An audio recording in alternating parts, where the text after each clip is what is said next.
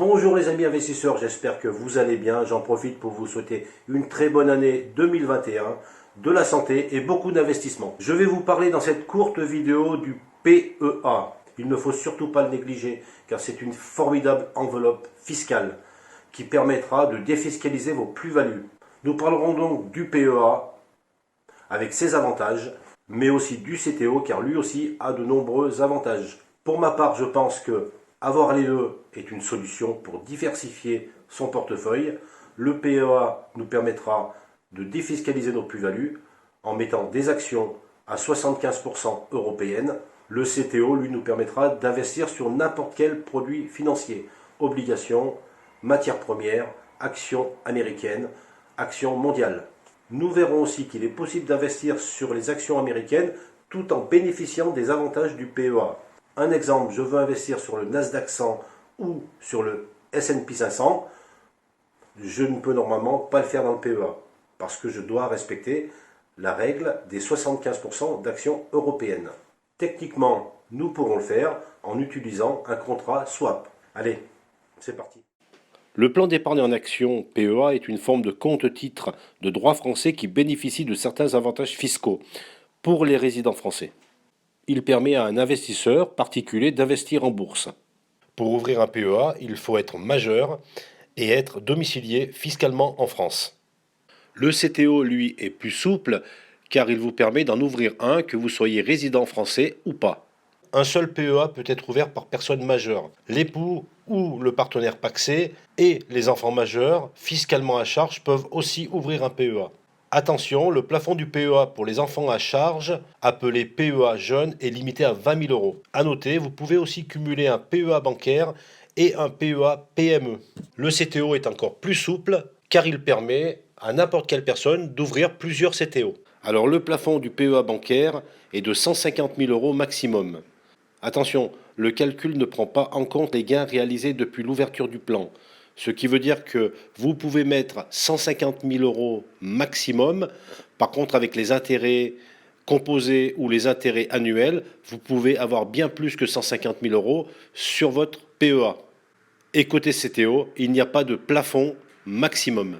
Côté fiscalité, pour le PEA, après 5 ans, les plus-values sont exonérées de l'impôt sur les revenus et seulement soumis aux prélèvements sociaux, qui sont de 17,2% en 2021.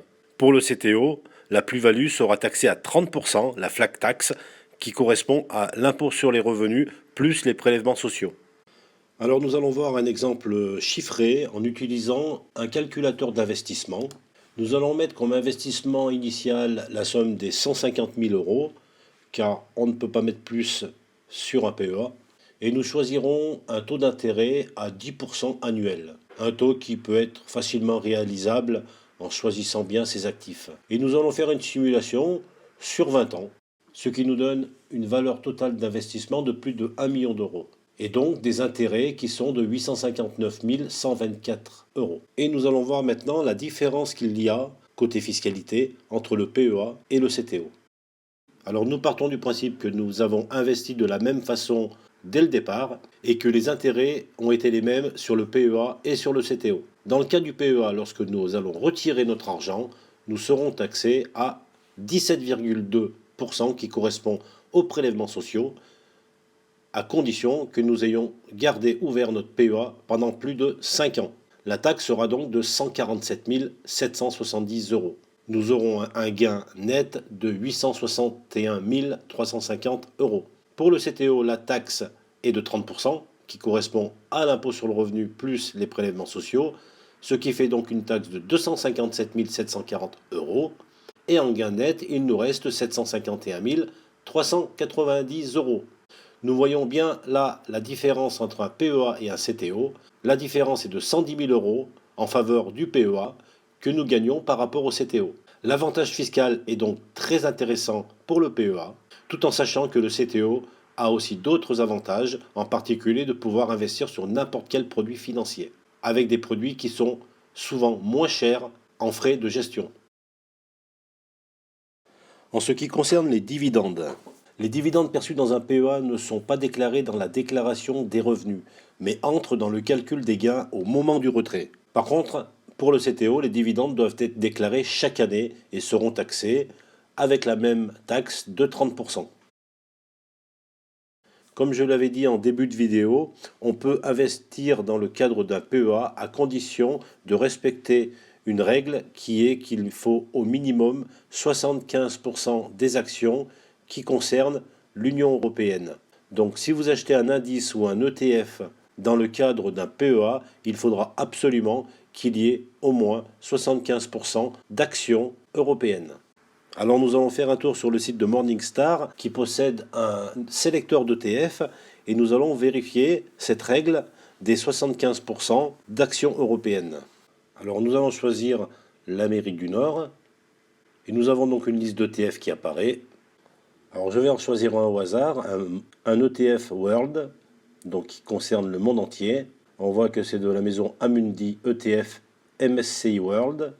On peut voir que cet ETF est composé de 72% d'actions américaines, 8,75% d'actions japonaises et que 5,77% d'actions européennes. Donc il n'est pas éligible au PEA. Et on voit la performance du fonds depuis 2016, des plus 11%, 7,1%, moins 4,7% en 2018 et un plus 31% en 2019, de très bons rendements. Nous allons choisir un autre. Je vais choisir celui-ci, le PANX. En voyant que cet ETF a été créé en 2019 avec un rendement en 2020 de 36%. Et surtout, il est éligible au PEA. Et pourtant, il concerne des actions américaines. Alors, on va voir tout de suite de quoi est composé cet ETF.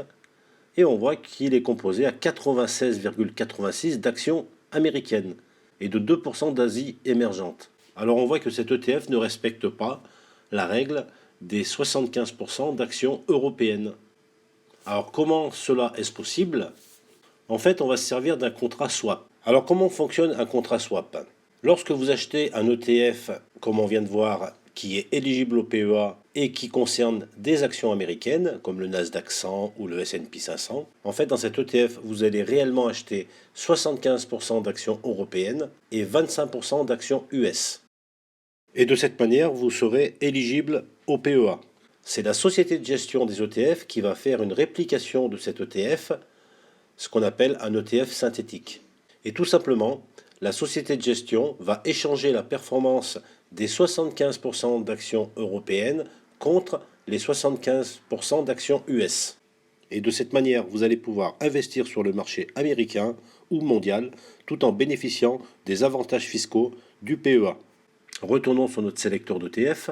En voici un autre de la même maison Amundi qui est le PE 500. Et là on voit qu'on peut investir sur le S&P 500 avec des frais courants de 0,15% et surtout qui est éligible au PEA. Donc on voit qu'on va investir sur des actions mixtes, donc un mix entre les valeurs value et les valeurs de croissance. Et cet ETF va répliquer l'indice américain à 99,07%.